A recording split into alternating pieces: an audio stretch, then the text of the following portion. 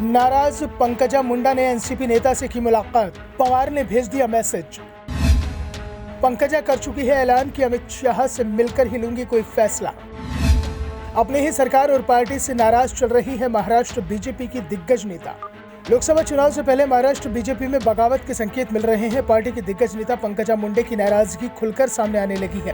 पंकजा मुंडे ने ऐलान कर दिया है कि अब फैसले का समय आ चुका है, लेकिन अपना फैसला सुनाऊं उससे पहले गृह मंत्री अमित शाह से मुलाकात करूंगी, क्योंकि वो ही मेरे नेता है। एक बार उनसे मुलाकात हो जाए फिर अगला कदम बढ़ाया जाएगा। मैंने उनका समय मांगा है। मैं जल्द ही अपनी सारी शिकायतों के साथ उनसे मिलूंगी।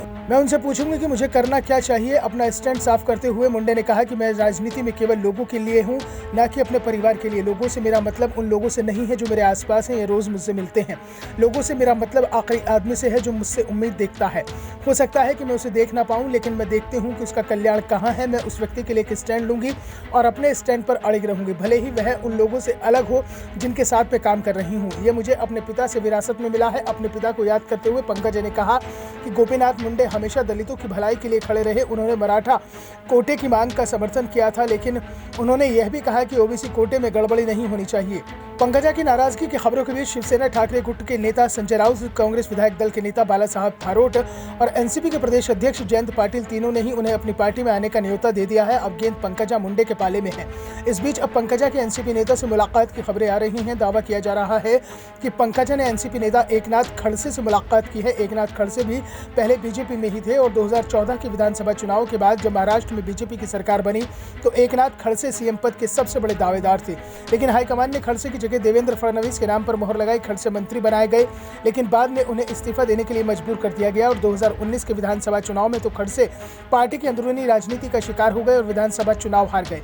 खड़से की तरह पंकजा मुंडे भी 2020 का विधानसभा चुनाव हार गई थी और दोनों ही नेताओं ने अपनी हार के पीछे पार्टी के वरिष्ठ नेताओं का हाथ बताया था। चुनाव में मिली हार के बाद दोनों ही नेताओं को बीजेपी ने किनारा कर दिया था। ये नाराज एकनाथ खड़से तो बाद में एनसीपी में चले गए, लेकिन पंकजा मुंडे पार्टी में रहकर ही अपनी नाराजगी इजहार करती रही। लेकिन बीजेपी ने पंकजा मुंडे की नाराजगी की ओर कोई ध्यान नहीं दिया, तो फिर उन्होंने साफ कर दिया कि अब फैसले का समय आ गया है। और अब पंकजा की एनसीपी नेता एकनाथ खड़से से मुलाकात की खबरें भी सामने आ रही हैं। दोनों नेताओं के बीच करीब 40 मिनट तक बातचीत हुई। इस मुलाकात पर मुंडे ने कहा कि वो मेरे पिता के मित्र के रूप में यहाँ आए थे। कोई राजनीतिक चर्चा नहीं हुई। पंकजा मुंडे के बयान से बीजेपी दबाव में दिखाई देने लगी है। दरअसल बीजेपी के पास महाराष्ट्र में इस समय पिछड़ा वर्ग से कोई ऐसा नेता नहीं है जिसकी लोकप्रियता पूरे महाराष्ट्र में हो, जो अपनी बात खुलकर रख सकता हो। पंकजा मुंडे के पिता गोपीनाथ मुंडे सिर्फ ओबीसी वर्ग के नेता नहीं थे, बल्कि महाराष्ट्र बीजेपी में वो सबसे ज्यादा जनाधार वाले नेता थे। गोपीनाथ मुंडे को ही महाराष्ट्र में बीजेपी को स्थापित करने का श्रेय दिया जाता है। यहाँ तक पीएम मोदी भी गोपीनाथ मुंडे के प्रशंसकों में रहे हैं। लेकिन अब उनकी बेटी पंकजा मुंडे बगावत की राह पर बढ़ती हुई दिखाई दे रही हैं। फिलहाल तो पंकजा की अमित शाह से होने वाली मुलाकात पर सभी की नजरें टिकी हुई हैं। Bureau report, the Dhakad news.